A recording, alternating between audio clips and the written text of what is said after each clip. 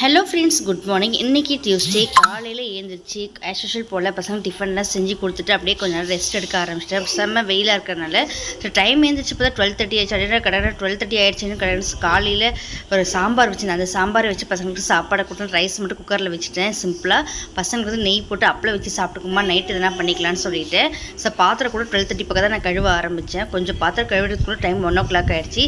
So கடற்கடன் பசங்களுக்கு கொஞ்சம் நெய்யை போட்டு கொஞ்சம் சாம்பார் ஊற்றி கிளி சாம்பார் தான் வச்சுருந்தேன். இன்றைக்கி கடலைப்பருப்பு போட்டு கிளி சாம்பார் வச்சுருந்தேன். அந்த கிளி சாம்பார் ஊற்றி நெய் போட்டு அப்பளம் வச்சு கொடுத்துட்டு பசங்களும் சாப்பிட்டுக்கிட்டாங்க. ஸோ நைட்டுக்கு ஏதாவது ஸ்பெஷல் பண்ணி கொடுத்துக்கலான்னு பாத்திரமே இதுக்கப்புறம் தான் கழுவணும். கழுவி வீடு கூட்டி துடைக்கிறதுக்குள்ளே டைம் வந்து 2 o'clock ஆகிடும். ஸோ இன்றைக்கி கொஞ்சம் லேசியாக தான் இருந்தேன். அப்புறம் பார்த்திங்கன்னா பாப்பா வந்து எப்போவுமே லீவ் விட்டுன்னா பாப்பா வந்து இந்த மாதிரி ஹேங்கிங் எல்லாம் செய்ய ஆரம்பிச்சிருவா. ஸோ இன்றைக்கி வந்து இந்த மாதிரி வெல்கம் டு அவர் ஹோம்ன்ற மாதிரி ஹேங்கிங் செஞ்சால் செம்மையாக இருந்தது. பார்க்கறதுக்கு ரொம்ப சூப்பராக க்யூட்டாக இருந்தது. ஹாலில் மாட்டி விட்டுட்டு பிடிச்சிருந்தா லைக் பண்ணுங்கள், ஷேர் பண்ணுங்கள், மறக்காமல் சப்ஸ்கிரைப் பண்ணிட்டு பாருங்கள்.